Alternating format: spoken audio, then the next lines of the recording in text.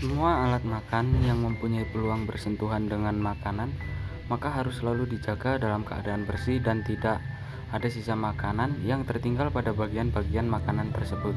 Apabila hal tersebut dibiarkan, akan memberi kesempatan kuman yang tidak dikehendaki untuk berkembang biak dan membusukkan makanan, menurut Winarno 1993. Menurut ketentuan Jenderal Direktur PPM dan PLP, infeksi atau uji sanitasi alat makanan atau alat masak perlu dilakukan pada tempat-tempat pengolahan makanan dan sampel sebaiknya diambil dari 5 jenis alat makanan atau alat masak yang ada.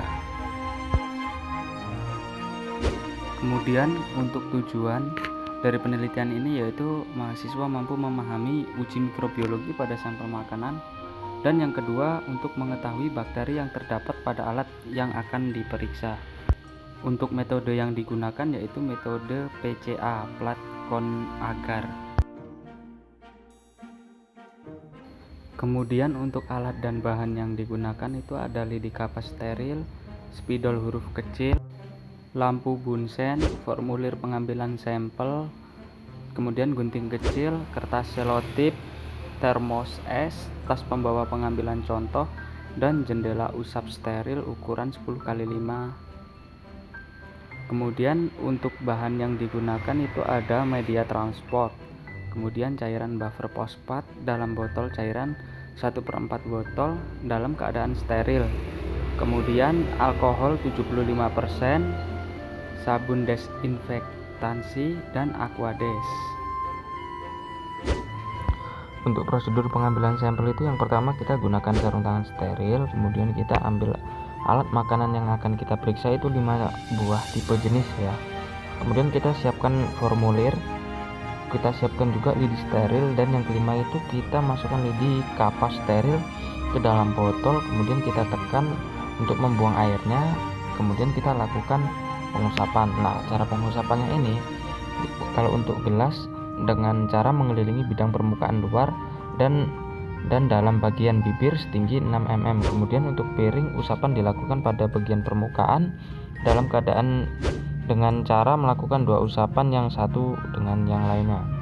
Kemudian yang ketujuh, setiap bidang permukaan yang diusap itu dilakukan 3 kali. Kemudian setiap selesai melakukan usapan pada satu alat itu kita masukkan lagi lidi steril ke dalam garam buffer, kemudian kita putar-putar dan kita tekan ke dinding membuang cairannya, lalu kita angkat dan kita gunakan untuk mengusap ke alat yang berikutnya, sehingga berbagai macam jenis tipe alat itu hanya menggunakan lidi steril satu saja. Nah, kemudian yang ke-10 ini kita tempelkan kertas selotip dan tulis etiket, ya istilahnya identitas lah ya. Kemudian yang ke-11 kita masukkan botol sampel ke dalam termos, lalu kita kirim segera ke laboratorium untuk pemeriksaan yang lebih lanjut.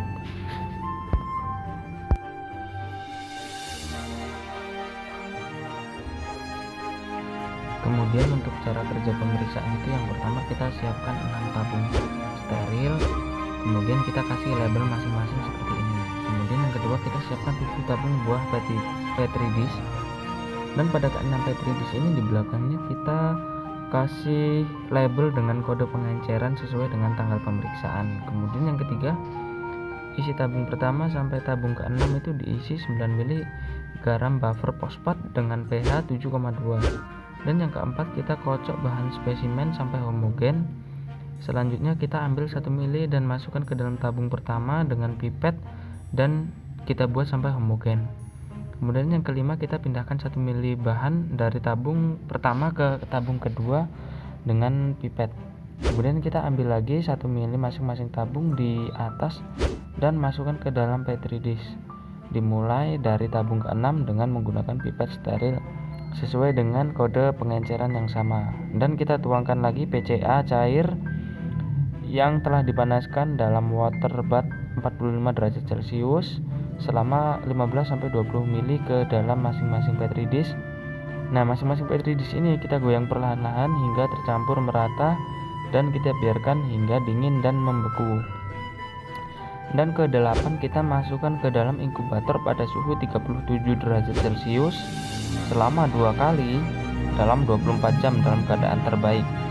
Dan yang ke-9 kita buat kontrol dari cairan garam buffer, fosfat, dan dimasukkan ke dalam petri dish kontrol yang dituangi flat cone agar. Dan terakhir kita lakukan pembacaan hasil selama 2 kali 24 jam dengan cara menghitung jumlah koloni yang tumbuh pada petri dish dengan menggunakan alat koloni counter.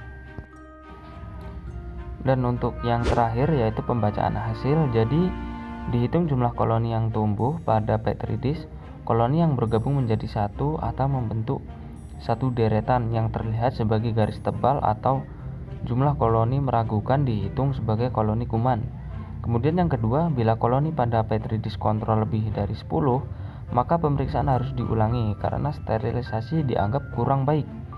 Dan yang ketiga, dilakukan perhitungan hanya pada petri dish yang menghasilkan jumlah koloni antara 30 sampai 300. Dan bila koloni pada petri dish kontrol lebih kecil dari 10, maka jumlah koloni pada masing-masing petri dish ini harus lebih dahulu dikurangi dengan petri dish kontrol. Oke, sekian video dari saya. Terima kasih. Wassalamualaikum warahmatullahi wabarakatuh.